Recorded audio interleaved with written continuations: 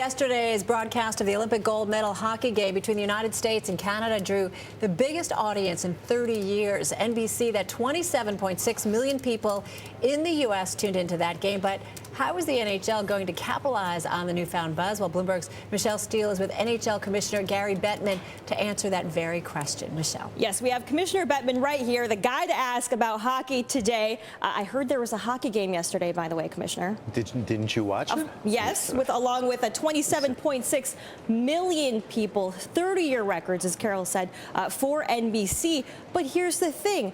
The league's rinks went empty for 2 weeks. It kind of jacks up the travel schedule as well. There's the impact of possible injury for these players.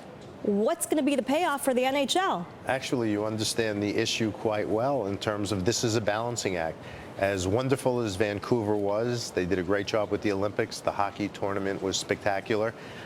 And from our standpoint, and this is really the payoff that we'll see from this year, a huge audience, the biggest in 30 years, saw an NHL hockey game.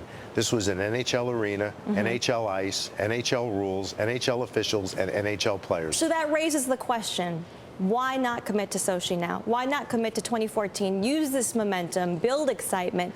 What's holding you back? Well, you mentioned some of the issues. It has an impact on the rest of our season. When you're viewing the Olympics in isolation, the 2 weeks, it's very seductive because the Olympics are great. It's the best sports platform there is in the world, but it's a balancing act for us. And when you do the Olympics in North America, and you get a matchup like Canada versus U.S., everybody says it's all good. And when you're halfway around the world, the impact in North America, which is where our franchises are, isn't quite as great. The second answer to your question is there's no rush. We have plenty of time to make this decision. We haven't said we're going. We haven't said we're not going.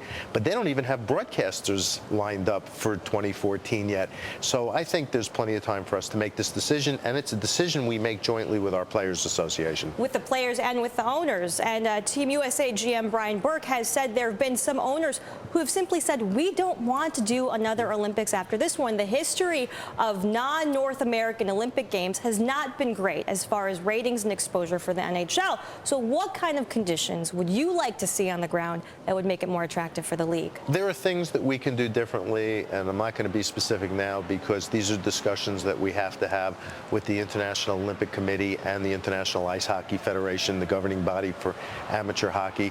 But I believe with the Players Association, the four constituent groups will get together and reason this out. And again, people shouldn't infer one way or the other whether or not we're going by virtue of the fact we haven't made a decision. When we were in Salt Lake City in 2002, we hadn't committed to Torino or Vancouver. In fact, we didn't commit to Torino until about 8 months before the Olympics actually took place. And you can't pick and choose? Apparently not. So is it a question of who the broadcast partner is, whether it's an ESPN or whether it's an NBC?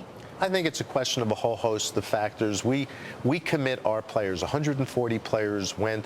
The value of their contracts was in excess of $2 billion.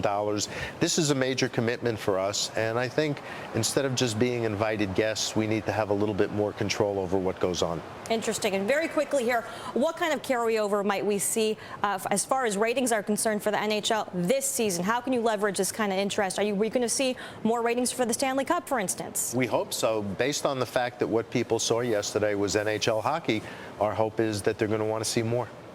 Okay. Talk to me a little bit about the exposure that the NHL gets from this game. Every 4 years, you get a chance to really hold center ice here, right? You get the spotlight. Does the NHL need the exposure? Well, we get the spotlight when the circumstances are right. As you pointed out, in a North American market with a North American matchup of teams, the impact is far greater than when you're halfway around the world and you get two teams that, even though they're stocked with NHL players, people in North America might not be as interested in. But for hockey worldwide, it's always good.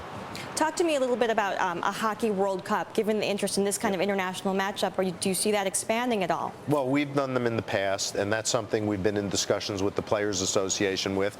Our hope was to do one on an every 4-year basis starting in 2011 in the summer, so we don't have to stop our season. But that's something that we need to work on further with the Players Association. But we've had Canada Cups, we've had World Cups, our players play in the World Championships. International competition is very important to our players.